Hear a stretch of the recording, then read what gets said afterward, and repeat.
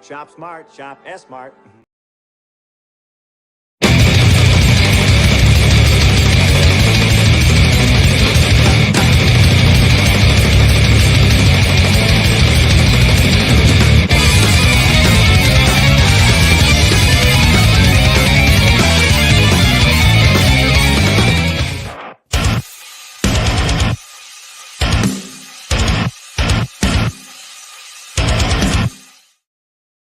What's up, ladies and gentlemen, and welcome to another episode of New Book Who Dis. I, of course, am your host, DeathMetalHero, and with me is a returning guest, Mr. Chimera. What's going on, brother? How you doing today? Good. Thanks for having me on. Absolutely, man. Volume 3 of Testament, man. Hot damn. Like, just kicking out the jams, buddy. Like, you got SOS and now Testament on Volume 3s. Like, you just cranking out the work, buddy. That's fantastic. I love having return guests that have these long running stories. Multiple volumes. Like with Edwin Asevedo. I keep having him on for the Ace. And for all of his different projects, it's cool, man. Longevity. That's what we're talking about. It's good shit. Yeah.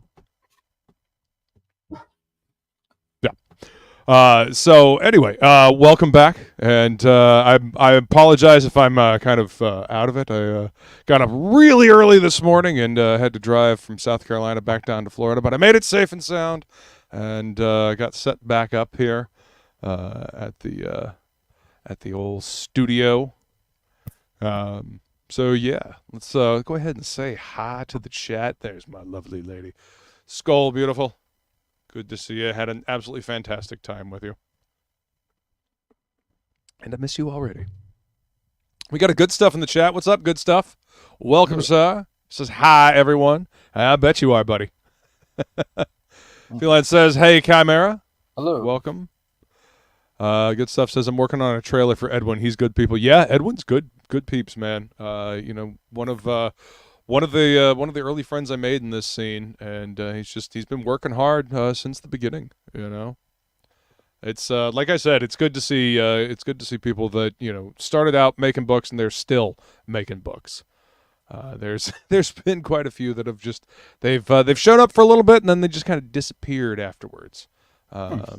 I mean, the only way, in my opinion, to make good in this industry, in this scene, is consistency. Keep working towards it. Keep making stuff, and that's how you build a career. Keep making cool stuff. Speaking of cool stuff, so what you been up to since the last time we talked? Oh, I fulfilled Testament 2, and then I kind of took a siesta from. Nice. Sometimes you got to take a break. Yeah, worked on the script for book 3, and then I had Preston kind of take over art liberties. And hell yeah, dude! He's Preston's a busy great. dude. He's a busy dude, so that's why there was a year gap. But yeah, we got most of the book done in between, so that's always good. Hell yeah, dude! That seems to be the thing that most people are going for these days. I remember when this whole crowdfunding indie scene kind of kicked off.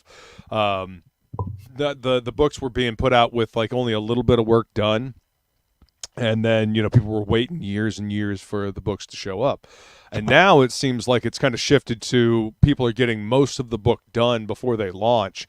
That way, people know that they're going to get the book. The whole once bit twice shy thing, I think has affected quite a few people. They're a little more leery of putting their money into something if they're worried about not getting it, and understandably so. But I mean, volume 3. How many books have you put out now, man? With volume 3, this is going to be what number book? Around 6. 6. That's awesome, dude. And you've fulfilled every single one of them, so people can back with confidence. I actually did. Oh, sorry. No, go ahead. I mean, I was just going to say that, and that's what people are looking for. They want to feel like they can back with confidence. Yeah. I mean, I did like a black and white ashcan with the first 12 pages, and I sold that through my website just direct for $5, and I got like pretty decent sales. Like, excellent, man. Yeah. Yeah. So never. Thank you, Feline. Appreciate you dropping that link in the chat. Never underestimate cheap shit. Well, hey man, people like to get a little taste, and I feel like I think people are excited to actually fund. I mean, they're happy to buy directly from the author, the creator. Like they're happy to support financially a creator directly on their website. I mean, look at Bloodbone that Edwin did. He did that fully through DMs. People. And then he did a second chance on Fund My Comic, and then Joe Sontag, he did Reaper Destroyer, 2 different versions of the ashcan, just through DMs. So I mean it's a way to do it, man. Give people a taste of the book, get them hooked, and then get them excited for like the full-fledged campaign. I think that's a great idea. That was the whole point of ashcans to begin with. Back in the day, they would make black and white photocopied ashcans. As a matter of fact, I have where is it? Yeah, I have a Cyberforce. Oh wow, and you got red foil. Yep. Well, I mean, it's not even red foil. This literally looks like photocopy paper. Like you got kind of cardstock construction paper here, and then they're kind of just photocopies, man. See? And then got the homage, which was what Wildstorm became, and then it's basically like copy paper. And over the years they became higher quality because these things became collectible, because they didn't make very many of them. But an ashcan was originally just to drum up hype for the book when the full book came out later, and they became collector's items. They were called ashcans because they would leave them by the tables near the trash can or the ashtrays. So yeah. I think that's an awesome way to do it. Get people hyped for the book when it's coming out. Let's see. Hey, Morb, what's going on, man? Good to see you, sir. This is the writer on the book that I'm currently penciling and inking. Oh, for Shattermare Comics, the Mercenary Guild, as you can see with the logo there. Let's see. Hey, what's up, Michael? Good to see you, ACC. Welcome, sir. Appreciate you being here. Appreciate everybody in the chat over here on YouTube and the Twitters, or X, or whatever the hell you want to call it, the Twix site. What is it? The platform formerly known as X or Twitter. Yes, the platform. Yeah, kind of like Prince. The platform formerly known as X. I like that. Feline and I just usually call it Twix. The candy bar website. Anything that you're excited about that you backed recently that you're looking forward to getting? Last thing I got or backed was Earthbound 2. Nice. Gotta be honest, I wasn't like a huge fan of Narwhal's style, but it kind of grew on me, especially when he started showing off Foreign Agent. That was like 4 years ago. Okay. Yeah, he showed off some animation he did, and that's kind of what his style is. And you can actually just see the movement. And yeah, he's like an acquired taste. Yeah, well, I mean, that's the beauty of comics, man. There's all kinds of types. There's all kinds of stories. I mean, it's not relegated to just one style, one genre. You can do anything with comics. It's a storytelling medium. So there's something for everybody in comics. If they're done right. And what I backed a while ago, but I'm looking forward to Lost Pages 3 is shipping, and Phil's getting nice. Better and better as a writer, and then Kit Carter by Aaron Presti. Consistency, man. Yeah. Mostly because there's a space chimp holding a beer. Merv the space chimp. Yeah, that's right. Good old Aaron Lopresti, man. He's great. I love his stuff. Wraith of God is a beautiful looking book. Him and Graham Nolan, they've been doing this for a long time, and they certainly know what they're doing when it comes to storytelling. And I mean, they're good at what they do. Great artwork, great stories. What's up, Dean? Good to see you, sir. How you been, man? Welcome. Yeah, been a while, sir. Looking forward to having you and Odin on when the next Embrace book comes out. You know, uh, let's see. Yeah, I just got what was it? Came from Critical. Jawbone Death. It was fulfilled by Critical Blast. I wasn't sure. I realized RJ's he's shipping stuff out for a lot of different campaigns, so I wasn't sure what it was. I had to investigate the packaging and find out that it was Jawbone Death. So I am wicked excited about that. I can't wait to dig into that one. I'm gonna reach out to Adam and Krager and see if they want to come hang out for what's in the box. That way, I've got a fucking shit ton of stuff that I actually need to go through and reach out to people, see if they want to come on the show. Dean says, I've been good, mate. Super busy lately, as you can all guess. Yeah, I bet, man. Well, that's good. Busy is better than bored. Keeping busy, creating, making stuff. It's definitely better than bored. Yeah. So, Volume 3 of Testament. Where is the story at? Spoiler free. Where is the story at for people? Like give us a little bit of background. I know we've talked about this before, but like where did the concept for Testament come from? It was actually a sequel idea to SOS. Because no shit. Yeah, it was a far future like apocalyptic thing where Mega, the oldest brother in the series, was old, and his nephew and him were in the kind of wasteland. And so that's where Carl's design came from and why his grandpa kind of looks like Magus a little bit. Oh, okay. Yeah, and then I got tired of writing comedy, and the more I outlined the story, I'm like, this would work better not as a comedy. Right. Yeah, because SOS is very, very humor forward. It's definitely a comedy series, which good shit, by the way. Everybody should go check out Chimera's SOS books. They're a hell of a lot of fun to read. Yeah, funny you mentioned that. Canales finally, he's been like telling me, he's like, I want to draw the characters again, and I'm like, all right. So I'm gonna make a 1-page joke chapter, kind of like what you see in manga where they have omakis. Right. And so there's gonna be a joke crossover 1 page at the end of the book.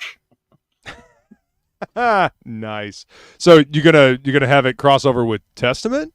Yeah. Ooh, all right, very cool. Yeah, that'll just be fun. 1 page. And kind of paying off the kind of an homage to where the concept for Testament started to begin with. That's kind of cool, man.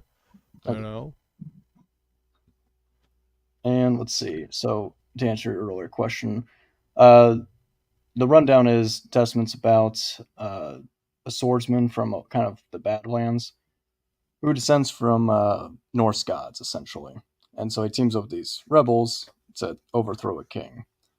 And hell yeah. Book 3 takes place in the Middle East, as does Book 2 for the most part. And it's kind of the conclusion to this arc. And so, nice. Yeah. Hell yeah. And you got Preston Asevedo doing the artwork for this book. You guys are gonna see the pages on as I scroll down here. Preston is just kicking out the jams on this. I mean, that's a beautiful cover. Let me do one better, because like JPEGs don't really do his art justice. Oh, I bet. So there we go. Here's like a preview I had. Man, look at that. Colors look great. Yeah. That's all you get of the preview book. So that's a little preview ashcan that you had printed up. Are you going to be? Now were those the ones that you sold, or are you going to be selling those through your website? I'm honestly just going to go to C2E2 and just give these away to people. Oh well, if you guys are at C2E2, be on the lookout. See if you can get one of those. I imagine they're going to be pretty limited. Yeah, there's only like 15. There's a QR code, so if you scan it, you just go to the Indiegogo. So I'm just gonna just like, hey, do you want this? Here you go. Nice, dude. That's some sweet art. Yeah, it is. Preston does fucking great work, man. I love his stuff. I love his panel layouts and like his page compositions, and of course, you know, the line work, the colors. He's fantastic, man. Yeah, I think Preston. this was a good choice. Go ahead. Yeah. Speaking of layouts, Preston's really good at it, and so he's like, "Okay, I know you wrote this script, but I'm going to take liberties if I think a layout looks better." And I just said, "Go for it." And That's speaking why of you hire layout, somebody like Preston. yeah. Uh, Actually, he's working on a shit ton of stuff lately, Yeah, he is. and he sent me the layouts for the rest of the book, I believe. Yeah, the rest of the book. So we are almost done with all the pencils. Right on, man. Feline's dropping some fire for that fire artwork. Yeah. And here you can see an example of his pencils here. So he does the pencils, and then he just goes in and does the color over the top. Yeah, he physically paints it, so no computers. Man, that's fucking great. And you know, a bunch of original artwork. So let's see, is there gonna be original artwork on the campaign? I see some sketch cards by old Joe Ball. Ain't talked to Joe in a while. So I see some sketch cards, all three trading card original art. Yeah, that's by Shelby. And so Nice. Yep. So Speaking of great, there's like a semi-splash page. Preston's cover art. Original we Joe sold. Ball. Wow, all the original cover art is gone. Yeah, I'm still shocked. Like, people have this kind of money to spend. Not that I don't appreciate it. I'm just like, holy shit. Hey man, if one thing I've noticed in this scene, people love original artwork, especially something as flashy and awesome as that cover painting. You know, makes sense to me. You know, and the dynamic Joe Ball cover there. Yep. Hell yeah, man. No, it makes sense to me, man. People love original artwork. Oh, and then you got this page, semi splash page on the campaign. Man, the colors just pop on that. Love it. And so you got side stories. So let me scroll back up here. Let's go ahead and take a look at your trailer, and then we'll talk more about what's going on inside the book. Yeah.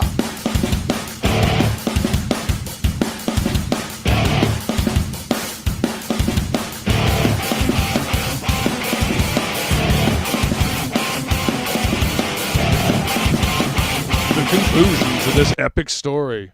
Damn, that was get up and go. I like that. Where'd you find that track, man? I think I used just like generic '90s indie rock.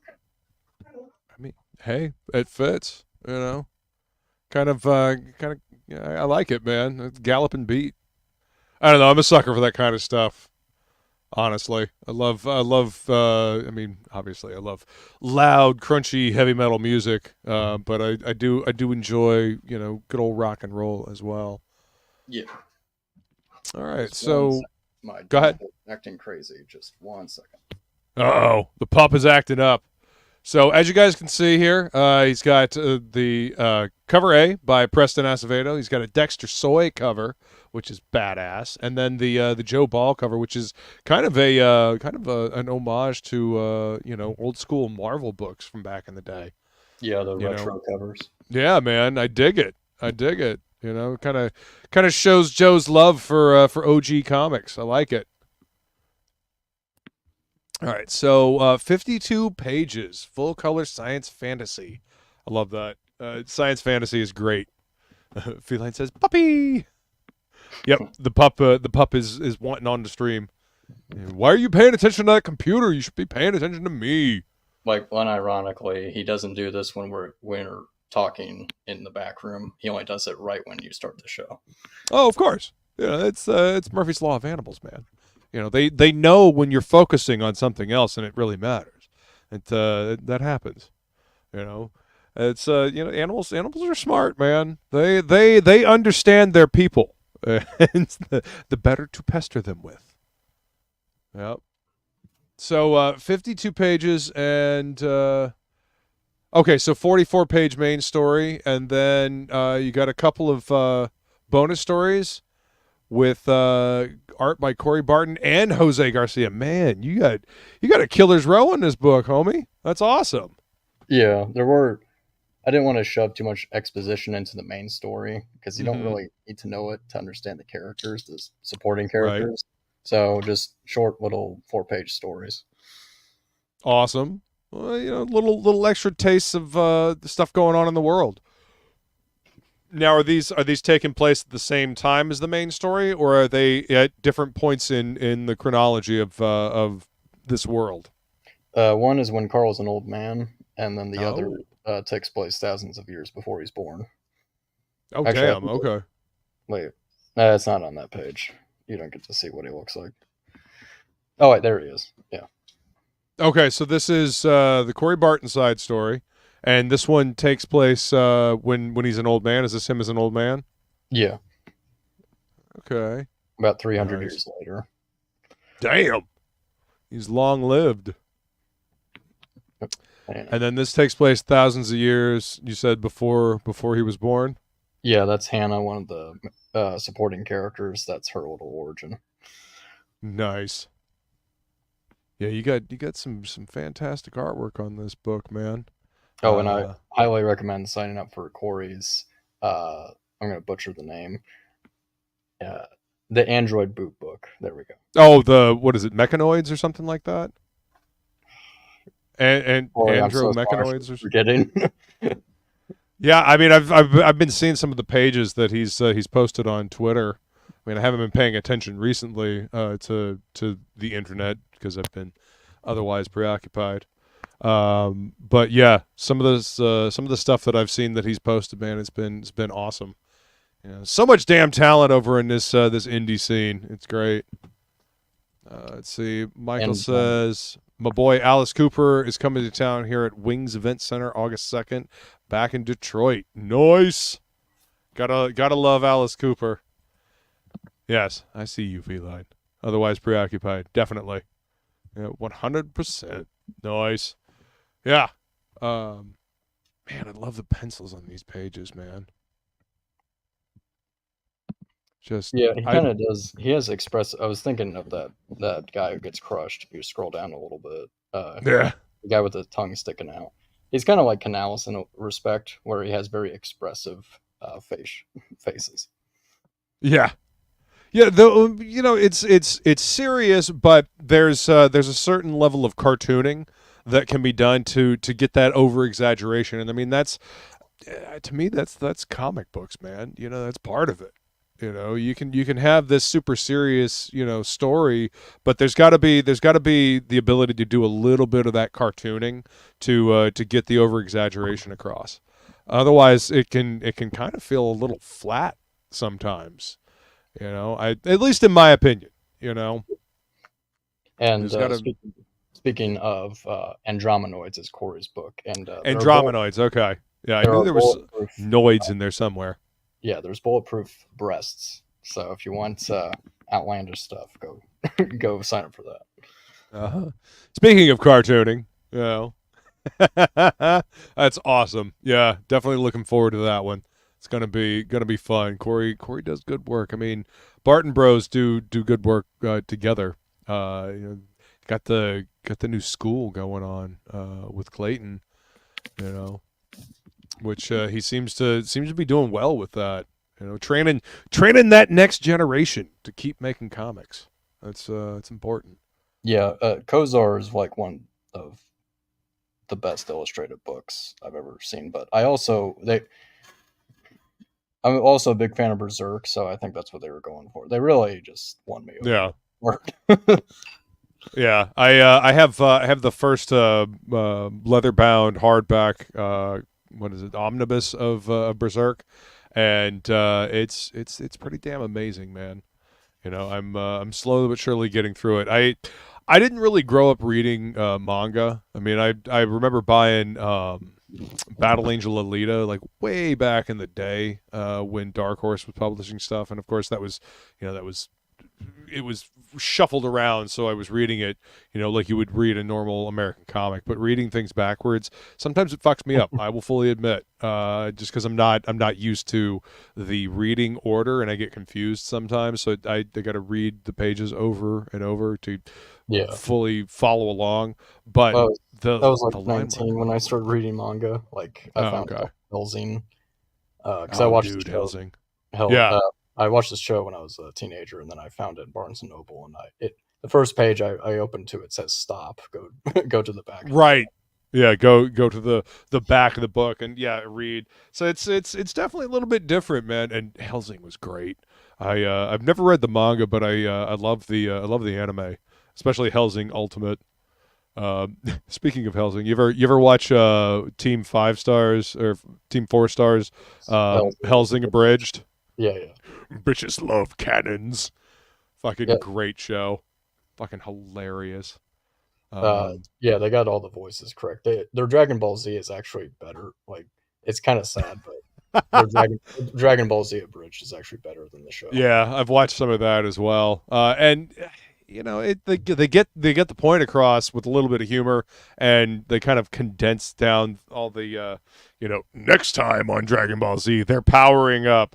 Last time on Dragon Ball Z they're powering up, and nobody's actually thrown a punch for like 3 episodes. That was one of my biggest qualms of Dragon Ball Z. I mean, I love the show, don't get me wrong. I used to watch it all the time on Toonami, but I'd get a little bored just waiting for them to actually do something. Yeah, you had to be like a kid growing up during that time. That's still how it works. Is that you're growing up with them? Yeah, but I got to the end of the Frieza saga, and like I jumped on the internet to see like, okay, how much of this is left to go, and I found out that it went on for fucking ever and ever and ever. I was like, okay, you should get to Dragon Ball. What is it? Let's see, they did GT, which I still like. I don't care what anyone thinks, and then the Dragon Ball Super. Yeah, Super is the new version. Yeah, where they have to literally introduce gods. Because back before Dragon Ball Z, there was Dragon Ball, where anybody could compete in tournaments, and now you have to be literally a god to compete.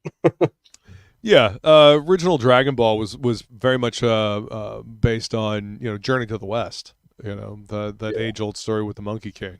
Yeah, like literally a monkey boy. Yeah, and it was kind of like this cute little fantasy adventure. And then once it got to Dragon Ball Z, it just kind of exploded with all of these power levels and shit. And then I realized that they've kind of decanonized GT, but now they're with Super. It's just like they're basically just gods, like you said. They're the most recent Dragon Ball movie I watched was the one that was mostly about Piccolo and Goku's granddaughter.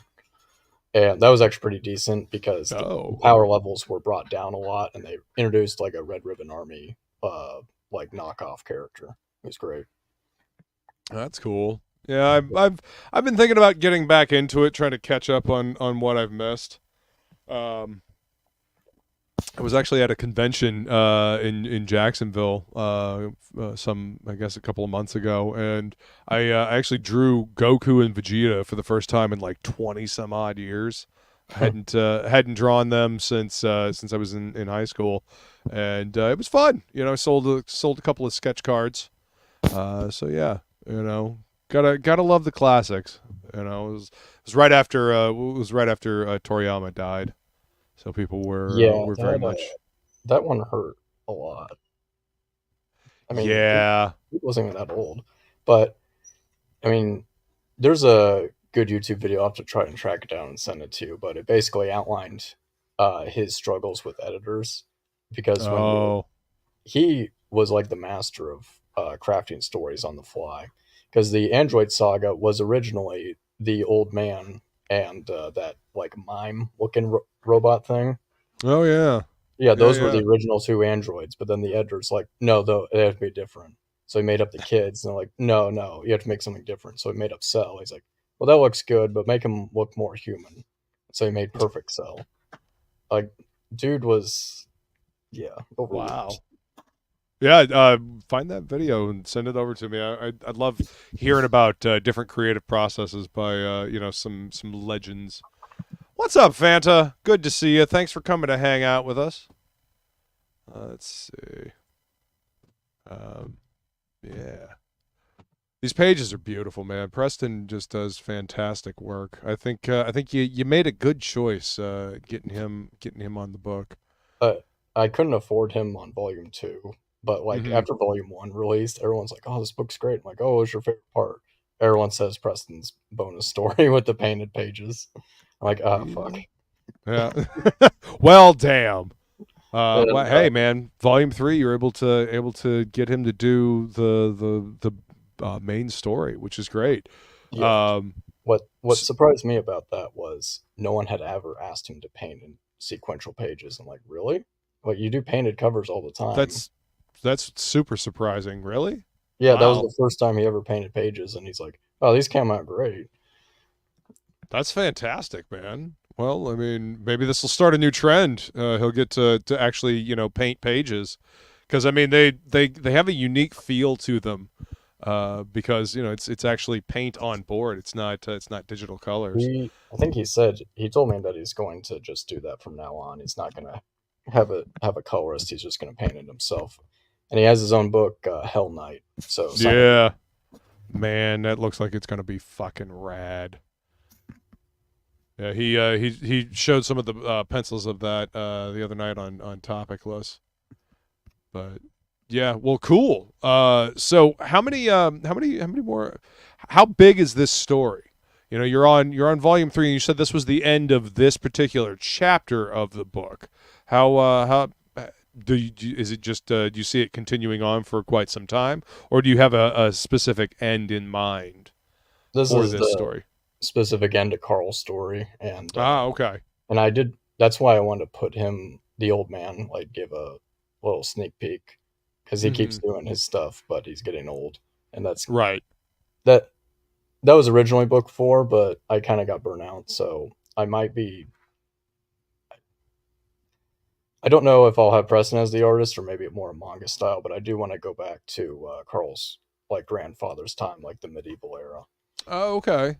Yeah. And his great grandpap, he looks very unique looking. He's basically like picture Jonah Hex, but in medieval times. Nice. That'll be fun. I always liked that run from 2006. I got that when I was like 13. That was actually one of my favorite comic book runs.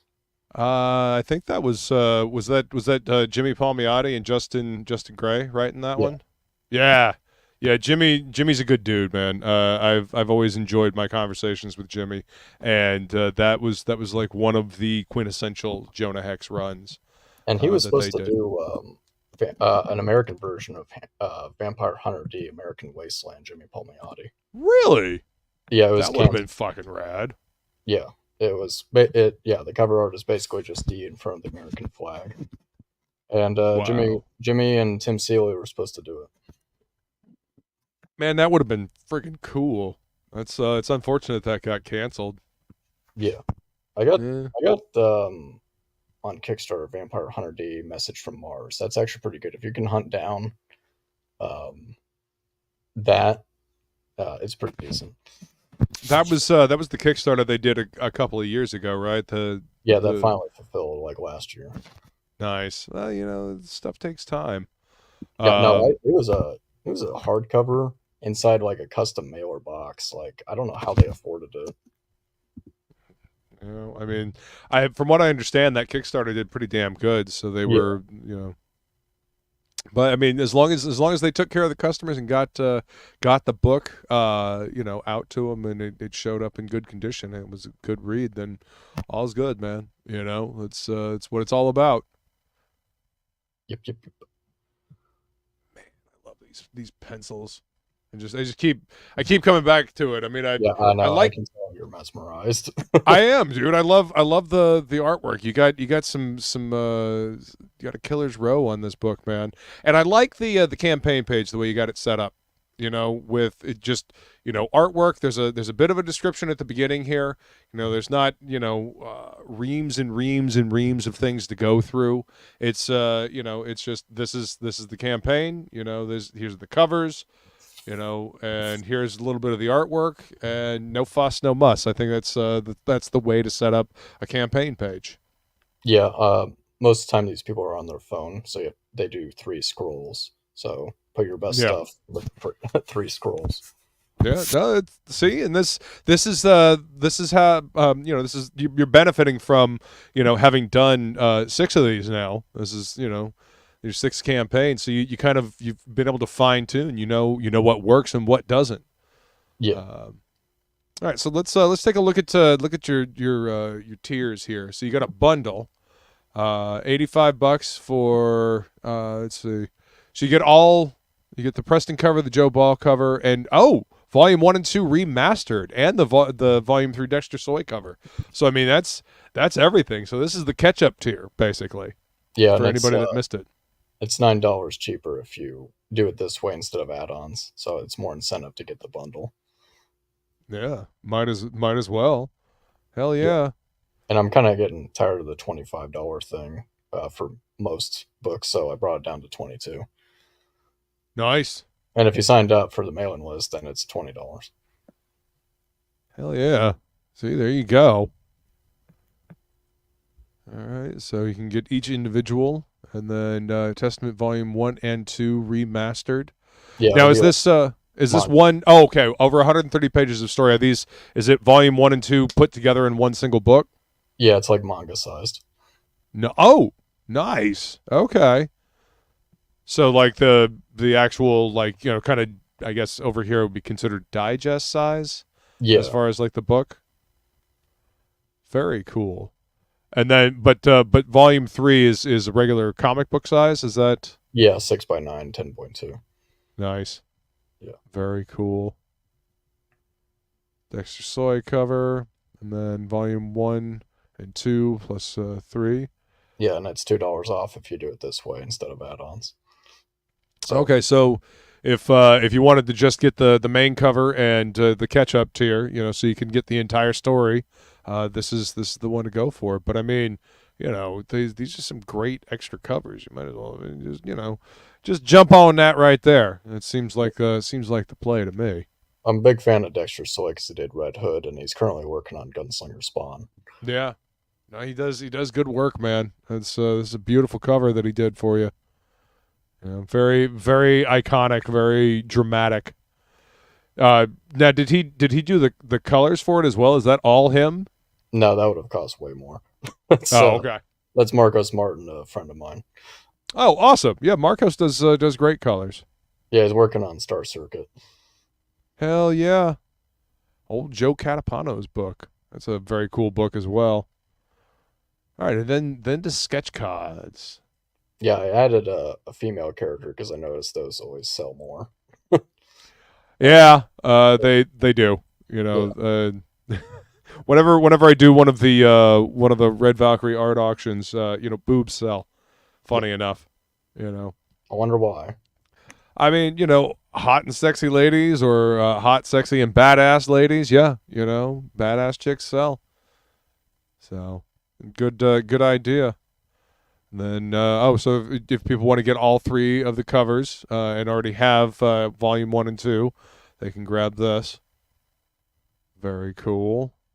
And then Shelby did the metal trading card, and there's the original art. Nice. Oh, damn. So if they pick up the original card art for this, not only do they get the original artwork, but they're going to get all 3 of the covers and Volume 1 and 2 remastered. Yeah, that's a hell of a deal. Yeah, whenever you buy original art, you just get the bundle because I kind of feel bad for people like adding that on. So that's a hell of a deal, man. Get that badass Shelby artwork and all the books. I should have called it the Recession Special. Maybe next time. Yeah, just keep that one in your back pocket for the next campaign. Yeah, right. Depression original special. Right. Original artwork for the Dexter Soy cover. Nice. and then the splash page, and then everything else is sold out. Yeah, that's awesome, man. Sold out on most of the original artwork. People like original artwork. They really do. Like literally within the first 2 days, it was all gone. That's fantastic. I love hearing that. You know, original people like having that original artwork, man.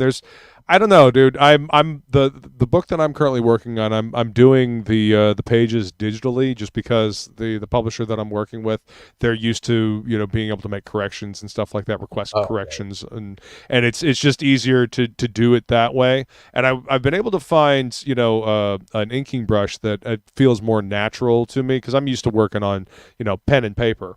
But there is something about ink on page that is just there's magic to it, man. I don't know how else to describe it. It's magical. I love putting ink down on paper. So what we're thinking about doing is finding some of the pages and I'll blue line them and print them out and then ink them traditionally, and we'll probably have those up on the campaign.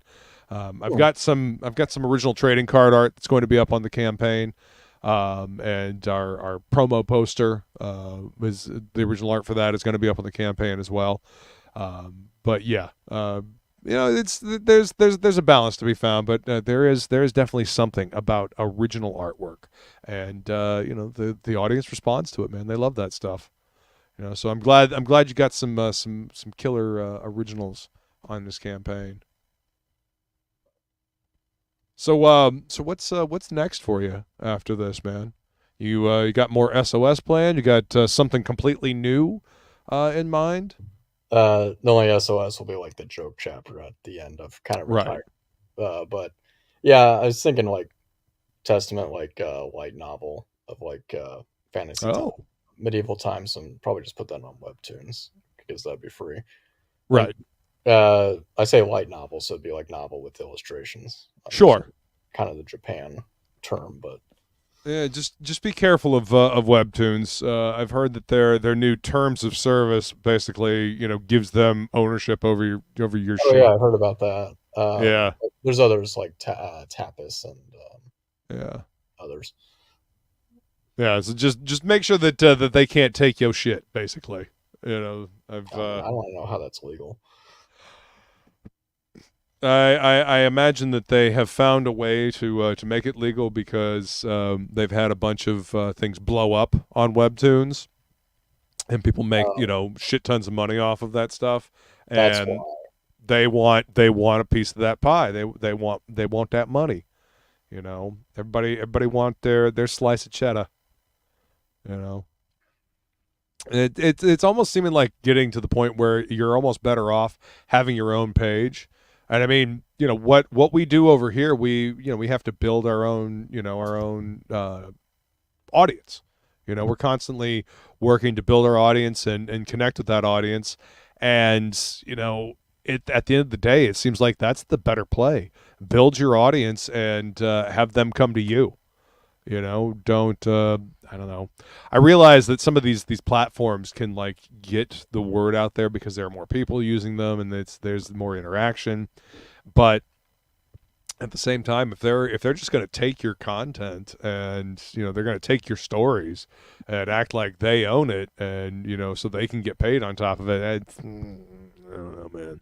Ain't worth it. Especially if something gets popular. I don't know. That's just my thought on it anyway. Yeah, no, they like if someone's thing is going to be on Netflix, then yeah, they don't. They were like, that's kind of ours. Yeah, I don't agree with that. I mean, it's just like it's just like Wizards of the Coast with the open gaming license debacle that they had. They Critical Role became huge, and they made their own module, and they made a shit ton of money off of it. And other people have taken basically the open gaming license, and the key term there is open gaming license, and made their own modules and made money, and because Hasbro and Wizards of the Coast don't have enough money, they're like, well, we need to get paid, so these shady ass corporations. taking things that we love and trying to, I don't know, squeeze blood from a stone. It seems like. What if it's like previously published work and then they put it on webtoons? Like that's interesting. Mm-hmm. Well, I mean, again, just research it thoroughly. Make sure that they ain't gonna have ownership of your shit. It just I don't know. I don't know that I would trust webtoons at this point, but I haven't really looked into it. I've read a few things here and there about their new terms of service and how it's gonna hold on to people's stuff. Let's see. Yeah. Go ahead. Oh no, I've used Global Comics. It's good. Oh, okay. Global Comics snippets, ashcan isolated. Nice. Okay. Is that kind of like a what was that digital comics thing that Comixology? Is it kind of like that? Okay. Yeah, you can also put it down for free and then like 99 cents or something like that. I mean, that's cool, I mean, could you do that with Amazon? Like put it out on Kindle? Because I mean, people put out their original stories and stuff like that for 99 cents for a little short novel or something like that. Yeah, and then I think it was better if they just put it down for free on Kindle. I don't know how they would get that percentage, but whatever how that works. Okay. Michael says Rini did the Global Comics route. That's cool. I'll have to look into that. I mean, it's the reason why you use these platforms is to get the word out there, get more eyeballs on it, to help build the audience, right? If that doesn't translate to sales, or the platform itself tries to take your creation, I don't know if that's a fair trade. Yeah. You gotta balance building that audience with actually getting paid for your work. I don't know. It's an interesting world we live in with because everybody wants stuff for free. I mean, look at YouTube. We get content for free on YouTube all the time, but they make you sit through horrendous ads. Speaking of, well, not really free anymore, but let me share my screen. So this was free during the first week. No matter what you backed, you get a custom mailer. And I had a few people hit me up. I kind of want that box, but I don't have the money right now. So I made it an add-on, so you can get that and the metal card, but you have to pay for it. Right. It was free for week one backers, though. Hell yeah. Well, see, and I love stuff like that because that rewards the day one backers that are paying attention and they're jumping on it when they can. And, I understand not everybody can back day one. Sometimes people got to wait for that paycheck to clear. But, being able to pick it up because they really dig the box and they want the metal card as well, being able to pick it up later, for a little, nominal fee. I mean, that's understandable, and I don't know. And that gets people what they want, the cool stuff that they that way they don't miss out on it, and it also nets you a little bit of extra cash. I mean, doing this thing, we got to be able to get paid. We got to if we're going to continue to do this and continue to create quality, we have to be able to make a living doing this. So that I think that's the way to do it, man. Supply and demand, giving people what they want, and it helps take care of the creator. And again, I think that people are actually they're more than willing to support a creator, especially one-to-one, like directly to the creator. That was the whole beauty of this crowdfunding thing to begin with, is that it cuts out the middleman. I mean, yeah, that kind of snips out the comic shop. But speaking as somebody that worked in a comic shop for the better part of a decade, some of the comic shops don't really pay much attention to the indie scene, and trying to get them to try a new indie book is like pulling fucking teeth, man. You know, the reason why I was able to sell indie books in the shop is because I read them. I was familiar with them. You know, I was able to sell Chubb's Merry Boys. I was able to sell Jason's on his Absolute books. You know, I was able to sell Fiendish Volume 1 in the comic shop. I didn't even work there at the time, but you know, I had read the book, and you know, I recommend. I was in there talking to the owner, the new owner, and one of my regulars came in, and I was like, "Oh, hey, you know, bring that book out here," because he hadn't read it yet, you know, and I handed it to the regular, and you know, was telling him a little bit about the book. He looked through it, and he's like, "Sold," you know, so. The biggest problem is getting people to read the book, to be familiar with the stuff that's in the indie scene, and to be able to, you know, recommend it to their customers.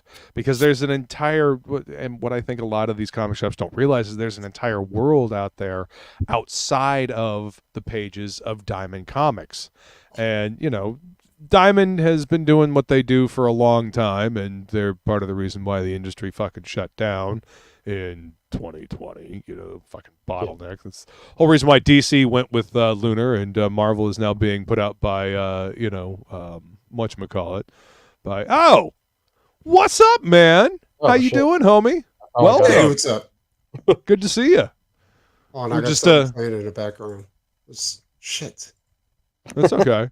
We were just talking about comic shops and how they don't seem to want to take a chance on you know, indie books and getting them to pay attention to indie comics. But they will take a chance on comic producers that overship, give them damaged goods, and their books don't sell. So what do you do about that? Well, you know, the reason why I was able to sell indie comics is what I was saying is because I read them. I was familiar with certain books, and I was able to pitch them to my customers. You know, I knew the kind of shit that they wanted to read, and I was able to actually, you know, say, hey, you know, you should check out this book, and it's a completely independent book. Look at this. And, you know, that's why I was able to sell Merry Boys and you know, Jason's Absolute and Fiendish Volume 1. So, I mean, and what I was saying is there's an entire world out there that that comic shops don't realize, you know, outside of the pages of Diamond Comics distributors, and finding a way to get, you know, to get more people to see that, I think is crucial. Is that what Critical Blast is about though? Like, I'm not sure what they RJ does distribution. I think he's mostly doing fulfillment. You know, the biggest thing about our indie scene is, you know, it's kind of boutique. Putting stuff into like Diamond or something like that, or having like an actual distribution center, would require some of these books to be more mass produced, I guess. You know, like a little bit more on schedule, maybe. Also, yes, you know, well, listen, this is what Brian Polito's been doing from the beginning. He got Coffin Comics rolling, did the Lady Death, the first few Lady Death books, and he split them up, you know, took the 48-page prestige format, broke it up into two 22-page issue books, and then solicited them through Diamond, and he's been doing that for years, you know. Now that's one thing that would work with RJ if people would break their books up, because I mean, a lot of these books are like 48 to 120 pages or something like that. Yeah, split them up into 22-page books, you know. Yeah. Have unique covers for them, that way that they're a different edition of the book, you know, and that way make sure your original backers are fully fulfilled and taken care of first. Split the book up, especially if it's a larger, you know, graphic novel, split it up into single issues, get it into the comic shop. You know? So let me get this straight. Like, you're saying, don't run a campaign, take the money, put the book in Walmart, and then 2 years later fulfill the backers? No. That's a bad idea. Very bad idea. That's a good way to kind of shoot the goodwill that you have created right in the foot. You know, just you know, murk that goodwill that you had built, and just, you know, take it out behind a woodshed and just old yeller it. Like, damn, it's a bad idea, you know. And you know, the book was good looking, man. I enjoyed that book, but Red Rooster was good. Like, it was a decent read too. It wasn't bad, man. It was fun. It was kind of a throwback to like the heyday of comics, and I don't know, man. I didn't feel the need to get any more of them. You know? No. Yeah, it's a sad thing. So here's like a preview of your book. Did I give you one of these? I got the small edition, like the ashcan. Okay. Is that right? That's the black and white. Yeah, that one's pretty good. I like it. It's not bad. Oh yeah, there's the pages. There you go. Man, these pages look fantastic, like dude. Yeah, it printed all right. It's not too. I was wondering if I could do that. Dude, these painted pages, man, they look fantastic. Like I'm digging the hell out of them, man. And Chimera was saying that nobody's ever paid you to do painted pages before. I find that fucking surprising. Chimera was the first to go ahead and do that, like with the backup story. And, I didn't. I mean, like there was like Slain by Bisley. I just don't know why no one thought of it before. Yeah, like an indie book. Well, there used to be, like back in the 90s, I think there was a few fully painted indie books that were put out, but I think it was about a creator, and they weren't really that great, I guess. But right, they gave it and it was usually airbrush, like they would airbrush the interiors. Yeah, right. But right. Not a lot of people want to take on a Bisley type of project, back then. Well, I mean, the other thing is like sometimes it's time. Time consuming. There was a book that I got early in this the crowdfunding scene called the Berserkernaut. And that was I promoted that dude. That thing, I got 2 issues awesome. of that. That was awesome. Yeah, he's awesome, man. I really enjoyed that book. And I wish he would have followed through. Yeah. Like I didn't realize this, but when Malibu had their own comic line, right? Mm-hmm. He did Jack-o'-lantern. Yeah. And I was never really interested. I mean, I was interested. The covers were done by Kyle Holt, but the interiors, I never really opened the book up because I was like, I don't want to collect anything called Jack-o'-lantern. Right. So I was like, but I'm so pissed that I missed out on that because the dude's style is so good. Yeah. Oh yeah, Lafferty's great, man. Yeah. I love his YouTube channel. He's working on stop motion animation now. He's just put out a video where he was like creating an armature for like the puppets that he's going to be doing with his little stop motion film. Yeah. Did you interview him about? No, I never got a chance to interview him. That was actually before I was doing shows like this. Well, I interviewed him. Nice. And he said he did all the panel work for Berserkernaut on printer paper. Yeah. And he basically either sold it or threw it away afterwards. Like it was. Oh my God! Why would you ever throw pages away? Or why would you paint artwork on acid, like paper that's not acid free because it's going to rot? Right. And he did the whole book on printer paper, and I was like, dude, that's fucking stupid. And, not a great choice. Maybe that's why he threw it away. That way, he just didn't have to watch it rot in his flat file or something. I just think he's so good. Like he just doesn't really care. He is, man. Yeah.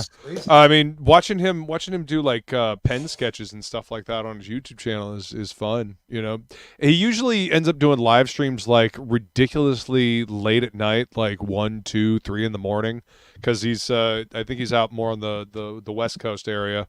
Actually, he might be in Colorado now that I think about it. But yeah, I wish he would do more of the Berserkernaut, man. It was, I wish it was he would a good too. book. It That was was fun. interesting. Yeah. He had a nice style to it too. Like it looked pretty badass. Mm-hmm. Definitely reminded me a little bit of Bisley. Yeah. Oh yeah. Yeah, that's exactly what he was going for too. It's like a Bisley type of look. He had pretty good customer service. He forgot to send me my book, so he gave me a free head sketch. Oh, that's awesome. That is he's a good dude. He's a good dude. Let's see. Michael says for every Walmart there is 1 to 3 Walgreens and CVS each, and they still maintain the magazine rack section. Yeah, I mean, do you want to talk about the heyday of comics that being distributed into the magazine section in Spinnerax? I mean, oh God, that's where I got hooked on comics. Actually, hey kids, Spinnerax. comics. Spinnerax, man. That was how a lot of us got. I remember going to the convenience store up at the beginning of my neighborhood, grabbing books off of the spinner rack. I thought that was the worst business decision they ever made when they decided to take books out of the convenience stores. I was like, where are you supposed to get new readers? Yeah. No, kids ain't going to comic shops. We don't drive. We're like exactly 10. Gotta pester our parents to take us to the comic shop unless you're lucky enough to live within biking distance of a comic shop, But I mean, Venom Lethal Protector. I remember when that first issue came out with the red holofoil cover and whatnot. Oh yeah. I bought that at the grocery store. I bought that off the newsstand at the grocery store. And the newsstand edition with the barcode and everything. Those became the more valuable ones just because there were so few of them. And so if there was going to be a resurgence of like the heyday of comics being put into newsstands again would be part of it. But I mean, is that even viable anymore? Yeah. Go ahead. Venom Lethal Protector is like one of my favorite comic books. I got my friend Davis gave me that in middle school, and that was actually one of my entry points. Spawn was my first comic, but Venom Lethal Protector, one of my other early ones, and I didn't even buy it. My friend Davis gave me it. It's a great series, man. I know people give Mark Bagley shit, but I really enjoy the way he drew Venom.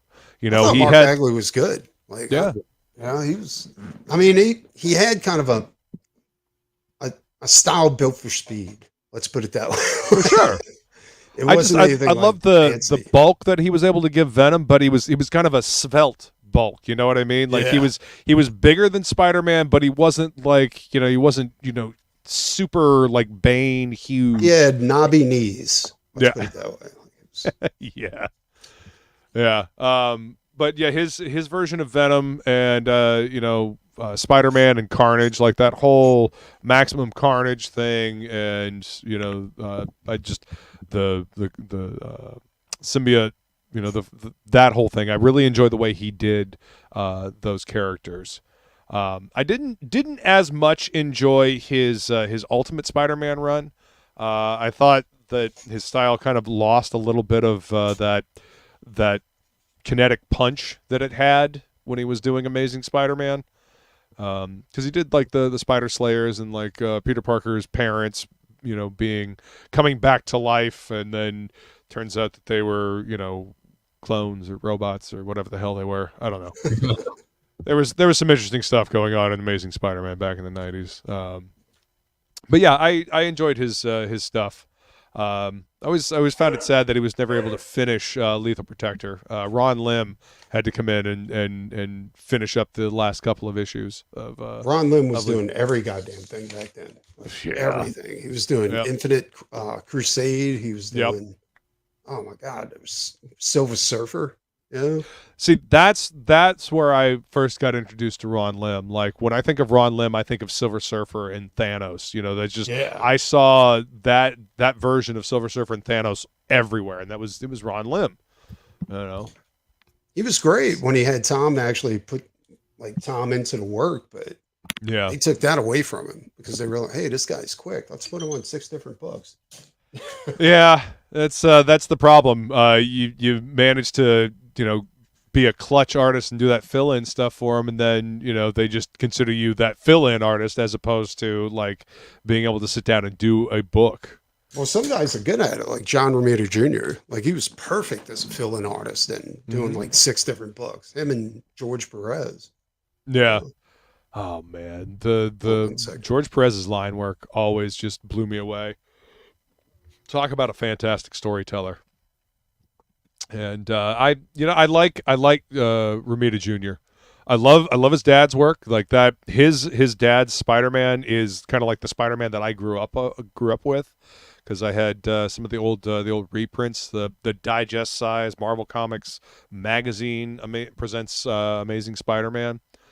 So it was old Stanley and Romita Senior artwork. One of my favorite junior runs is the Hobgoblin. Oh yeah. Yeah, I prefer him over Green Goblin. Green Goblin's kind of like Joker in a Halloween costume. Hobgoblin's more criminal-esque, and a lot of I like Romita Jr.'s line work. I like how he differentiated himself from his dad. You know, he changed his style to to be a little bit different, and became uniquely his own. I love the stuff that he did on Wolverine, especially Enemy of the State he did with Mark Millar. I don't know if you've ever read that. That was fantastic. Which book? Enemy of the State, Wolverine, Enemy of the State, Mark Millar, and John Romita Jr. I think I did. I'm a huge John Romita Jr. fan. He's great, man. When they put out Heroes Reborn, like Thor, that was his whole run on that was the closest thing you could get to like the original Kirby run.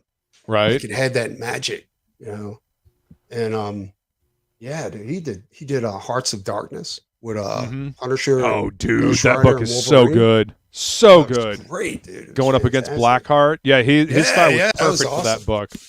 He came up with the Blackheart design too, didn't he? Did he? That wouldn't surprise me. I mean, the design of that character leans so perfectly into his style, it's ridiculous. Yeah. And I always loved the way he drew Punisher. Like, Frank looked like, an old Italian boxer that had been punched in the face a lot. That rough and tumble, like, and he also did thick neck.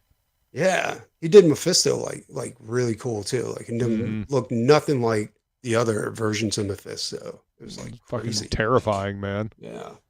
No, I always loved John Romita Jr., but a lot of people can't stand him because they think his fame is from his dad. I was like, dude, you knock out 6 books in a month.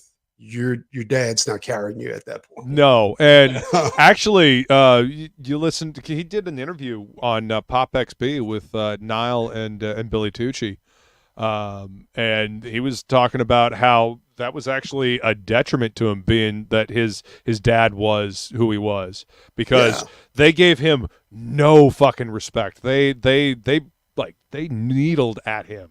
Like, I believe it. Yeah, he had to prove himself. Yeah. He got into a lot of fights when he was would say shit about him, his dad like carrying it. He was like, oh yeah, motherfucker.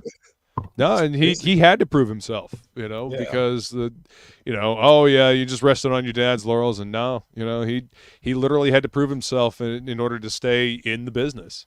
Yeah. And he certainly fucking did, man. Plus his style looks nothing like John Romita Jr. I mean, John Romita's like nothing at all. And well, that's the thing. When he first started, like that's what they wanted from him. They wanted him to ape his dad's style so he could fill in for him.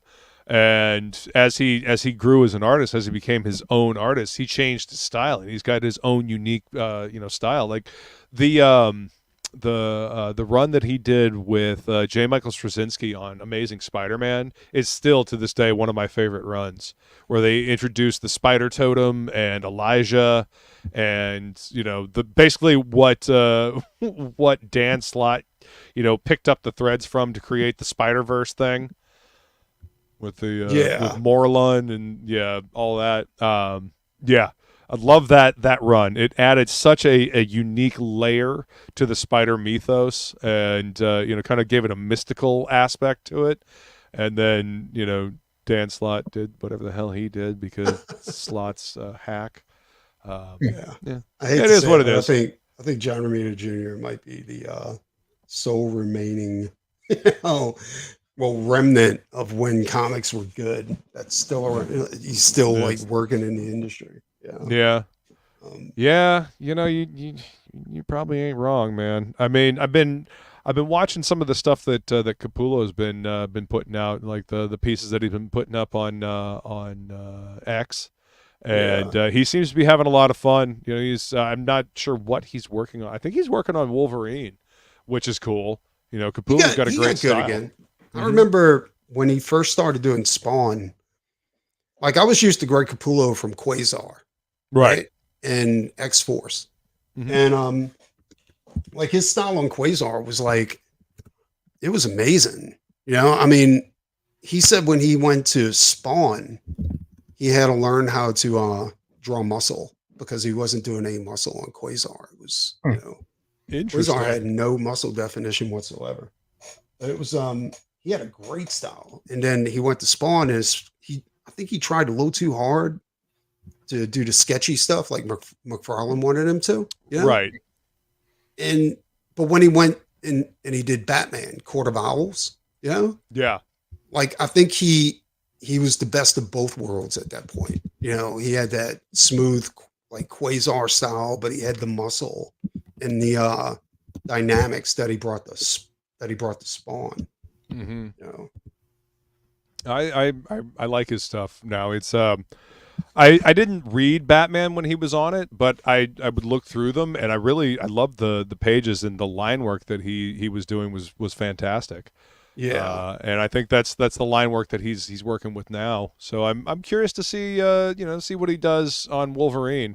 I wonder if the story will be there. I mean, obviously the artwork will be there, but will the story be there? That's the question. You know, I mean, you know, you've got great. There are some great artists that still work for Marvel. I mean, Ryan Stegman is still, you know, he's fantastic. I love his line work.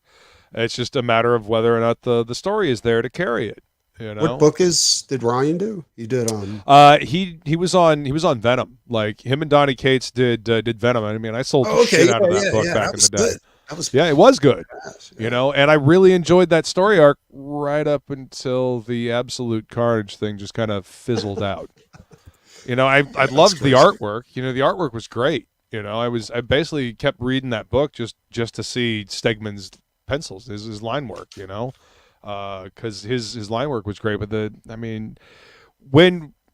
be fair to Donnie, he was writing a bunch of stuff at that time, and I think he kind of burned himself out. You know, I'm like I do see that there's good art in modern comics, like mainstream comics. Some mainstream comics, like not everybody's Jeff Land, although a lot of people try to be Jeff Land. For some odd reason, they're hiring him.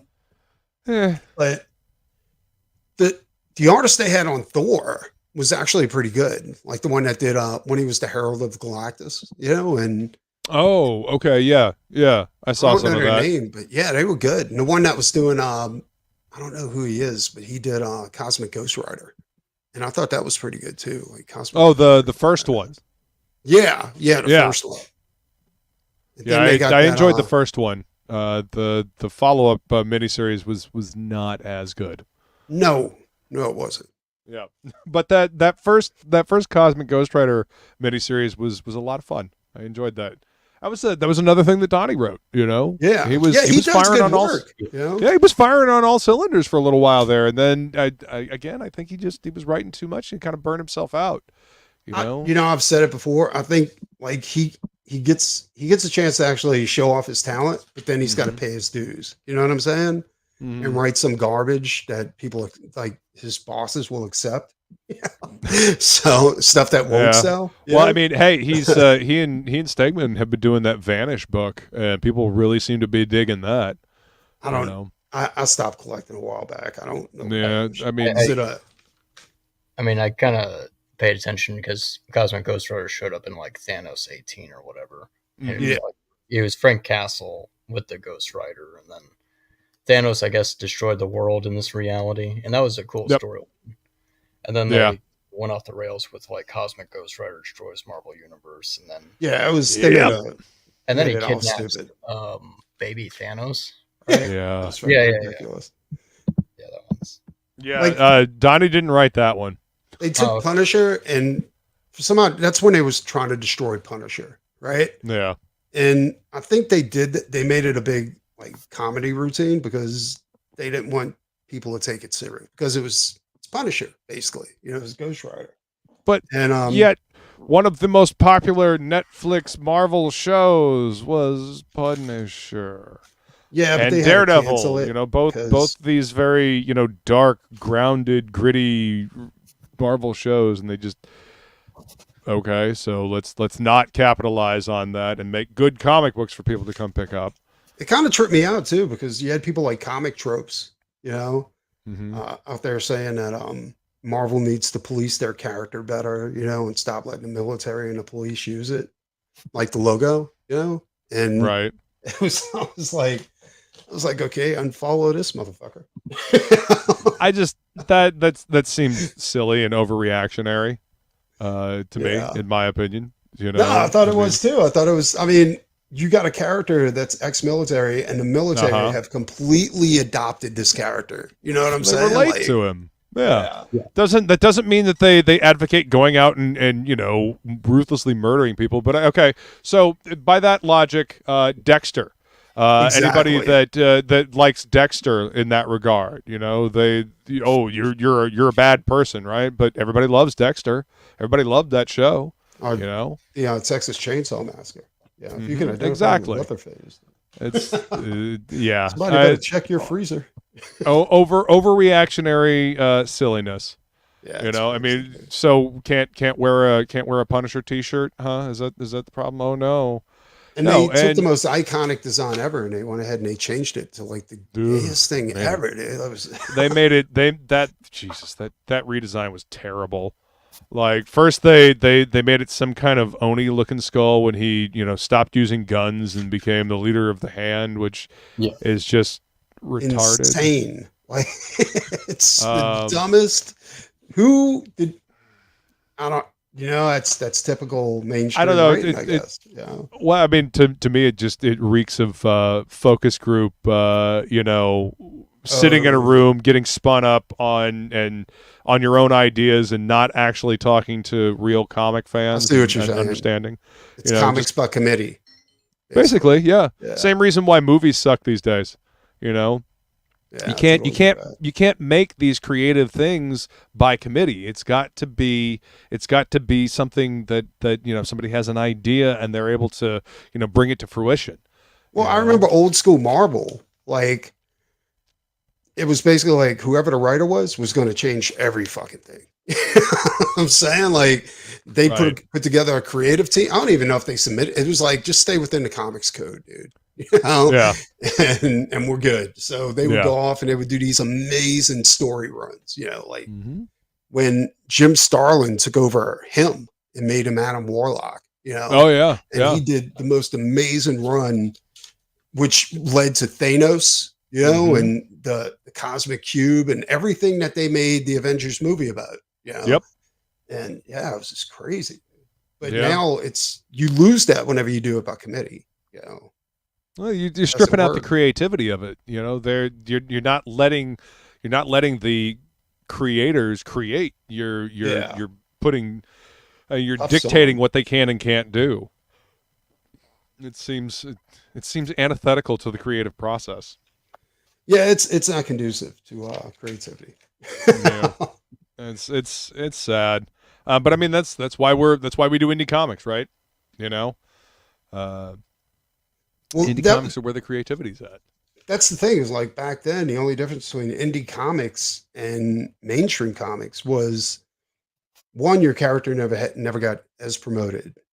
Two, your production quality wasn't there, as far as like having the best art and the best writing. But then again, that was the magic about indie comics, is that you wouldn't get a house style. Like it'd be like something really cool, like a Matt Wagner's Grendel or Nexus, Mike Barron and Steve Rude's Nexus. Totally. Yeah. Drew Hayes' Poison Elves. Faust. Absolutely, dude. Faust. And what you said about Drew Hayes, like anything under the Serious label was basically the best thing you've ever seen before. Oh, they were the black and white indie publisher, man. Absolutely. Yeah. Yeah, Greg Williams is Animal Mystic, and you also had like Joseph Michael Winzer's Dawn. You know what I'm saying? I mean, it was like talk about beautiful books. Dude. And I talked to Greg. I had an interview with Greg. And do you realize like Greg did all that work with like Kmart markers? Really? Yeah. Like even your boy from the Berserkernaut, he said, I met that dude that did Animal Mystic, and you wouldn't believe the shittiest markers in the universe this dude uses to do these Hey, books. man. I was like, what? He goes, I thought he used Copics, but then I realized like they never had Copics back in the 90s. No. I mean, I'm sure they had some kind of alcohol markers back then, but yeah, I don't think Copics existed back then. I always thought he washed it like he did it with an ink wash, but he's like, no, dude. And then Greg backed it up. He said, no, dude, I use markers, like just shitty markers. Wow. Not even like Prismacolor markers, just, you know, the shitty Kmart brand, you know. Yeah, dude. Like, and then he said, like, after the first couple of books of Animal Mystic, they were trying to knock him out as quickly as possible. So he went from doing 11 by 17 to 8.5 by 11. So he's basically doing it actual size, like the pages. And I was like, wow. And it just preaches to the quality, because the quality never really had a drop off at that point. The only time it really sucked is when Greg tried to put color into it. You know, like it didn't work at that point. You know? Right. But yeah, dude, like serious, anything under the Serious label was definitely worth checking out. It was crazy good.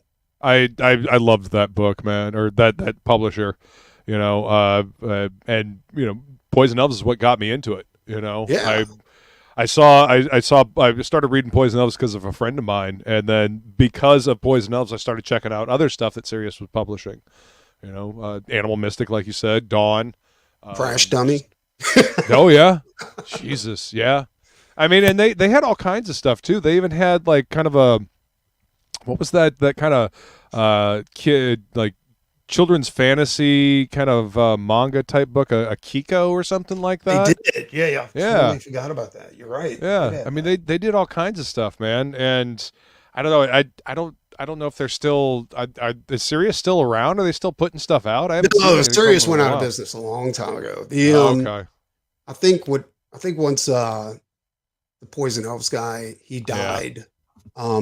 Joseph Michael Linzer signed a big deal with Dark Horse or something like that. I know, like Dawn left Sirius and went under another label, and then Greg, dude, I don't even know what happened to Greg.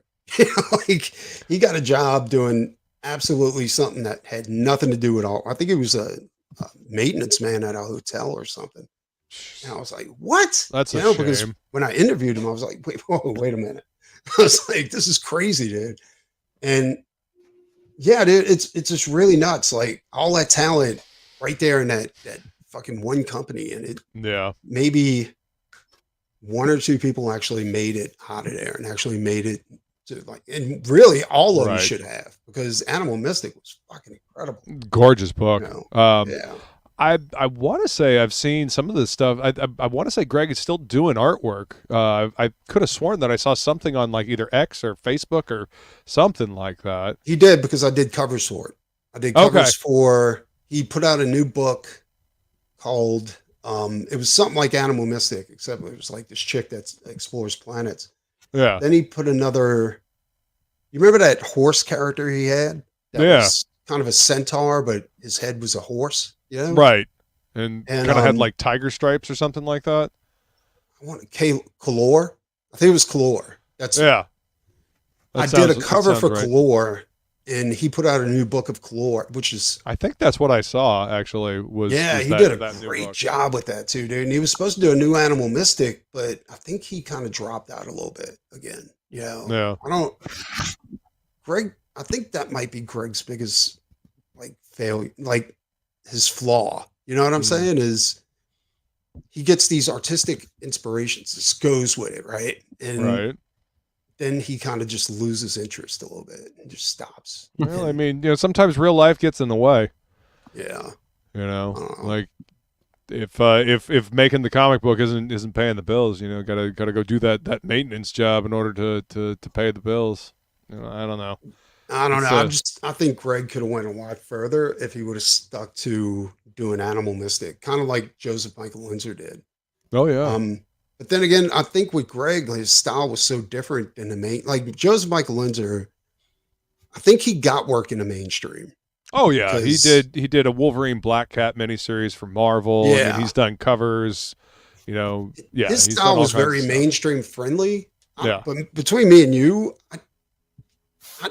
everything I've seen about him, it looks like he draws one face. You know what I'm saying? And that's the one face he uses on every character. You know, right? And I think maybe Greg's style wasn't as accepted in the mainstream because it was so different. But it was good. It was just way different. Yeah. Well, I mean, that's the thing about indie comics, man. Sometimes the dudes working in the indie sphere had such a unique style to them that, you know, just that's where they could work, was the indie sphere, because that was, you know, that was accepted. And I mean, every so often you'd have the you know, like you said, the more, I guess, mainstream friendly artists break through. But yeah, you know, sometimes that doesn't translate all that well. But you know, hey, in my opinion, indie is where it's at. Yeah. You know, that's so yeah, dude. Just want to retouch. We've been going for about an hour and 25 minutes here. I appreciate you coming to hang out, Preston. It's good to see you, man. Oh no, I promised you I would. And I promised Chimera I'd try to make it. It was I didn't realize the show was going on until I checked YouTube. I was like, oh. Man, no worries, man. I'm glad that you popped up. I think this was a good conversation, you know, talking about the indie sphere. Oh, I love talking comics. Dude. Oh, hell yeah, man. I mean, that's what we do around here, right? But everybody, go hit that link. Feline has dropped the link for Testament Volume 3. Go grab this book. You can see the absolutely fantastic painted artwork by our boy Preston here.